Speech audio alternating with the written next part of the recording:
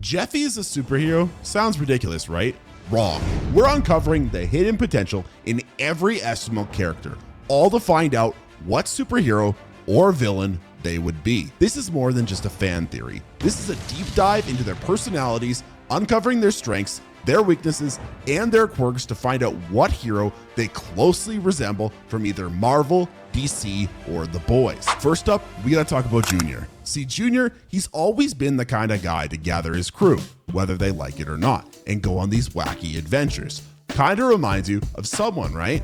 Yeah, I'm talking about Star-Lord. Now, I'm not saying Junior's gonna be jetting off to space anytime soon, although knowing this crew, anything's possible. But think about it, both Junior and Star-Lord, they just kind of wing it. They're all about improvisation, relying on their quick thinking, or let's be honest, sheer luck to get them out of trouble. And speaking of trouble, can we talk about Junior's toys for a second?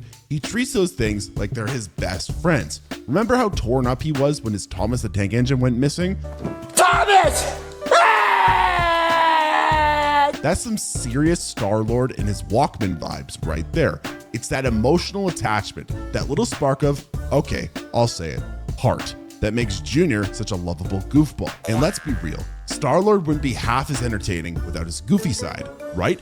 Speaking of goofy, we gotta address the elephant in the room. And by elephant, I mean a certain helmet-headed, diaper-clad, well, you know who.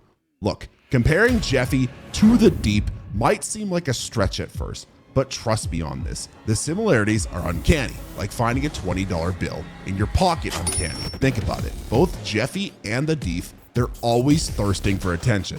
Whether it's Jeffy screaming at the top of his lungs or the Deep demanding respect from a bunch of lobsters, don't ask. They crave validation like Bowser craves, well, anything but validation. And speaking of questionable life choices, have you seen some of the stuff that Deep gets up to? I mean, the dude once, you know what? We don't have time to unpack all of that. You've seen this show. The point is, both Jeffy and the Deep, they're walking, talking, or in the Deep's case, swimming, and talking to fish, examples of what not to do. But hey, that's what makes them so darn entertaining, right? But enough about the kids. Let's talk about the real brains and sometimes the brawn of the SML crew. Marvin. Now picture this, Batman, but retired. He traded in the Batmobile for a comfy recliner, and instead of fighting crime, he's battling a losing war against a messy house and an even messier Jeffy. Sound familiar? Yep, that's basically Marvin in a nutshell. He's got that same gruff exterior, that zero tolerance policy for nonsense, especially when it comes to Jeffy. He's got that look in his eye that says, I've seen things, kid, things you wouldn't believe. But deep down, underneath that grumpy exterior, Marvin's got a good heart. Kinda. Just like Batman, he'd do anything to protect his family. He might not be scaling walls or disappearing into the night, but he's always there for his loved ones, even when they're driving him up the wall. And let's be real, who's to say Marvin doesn't have a secret Bat Cave hideout somewhere? Maybe it's not filled with high-tech gadgets and a fleet of vehicles, but I bet you find a stash of cash, a lifetime supply of Werther's Originals, and maybe, just maybe, a framed picture of him and Jeffy back when things were simpler. Now, you know we can't talk about the SML crew without mentioning the culinary genius himself, Chef Pee-Pee. Sure, he's no Gordon Ramsay, but he's got a certain charm. When it comes to finding his superhero counterpart, we gotta think outside the box of chicken nuggets. Just picture this, Deadpool. But instead of katanas and guns, he's armed with spatulas and frying pans. He's got that trademark wit, that tendency to break the fourth wall harder than Cody breaks his glasses, and that air of constant suffering that only Chef Pee-Pee can truly master. Think about it, both Chef Pee-Pee and Deadpool, they're masters of sarcasm. They use humor as a defense mechanism, a shield against the constant chaos of their lives. And let's be real, who hasn't wanted to hurl a frying pan at Bowser after one of his moments? But it's not all just jokes and cooking mishaps. Both Chef Pee-Pee and Deadpool, they have this weird, almost cockroach-like resilience. No matter what life throws at them, they always seem to bounce back. Chef Pee-Pee's endured years of Bowser's abuse, Junior's shenanigans, and whatever the heck those Cody inventions cook-ups are, and he's still standing. That's some superhero level fortitude right there. And hey, let's not forget the power of food. Imagine Chef Pee-Pee whipping up a batch of this infamous chili, but with a secret ingredient that gives it, shall we say, explosive side effects. Suddenly, his cooking becomes a weapon, a force to be reckoned with. Now, let's hop over to the, let's call it, unique mind of Cody. He's always been the odd one out, with his love for animals, his quirky inventions, and his unwavering optimism, even in the face of, well, everything. Sounds kind of familiar, doesn't it? Yep, I'm talking about Beast Boy. Imagine Cody rocking those green locks, transforming into all sorts of critters. He could be a squirrel one minute, a bear the next, and knowing Cody, probably a platypus just to keep things interesting. The possibilities are endless and endlessly hilarious.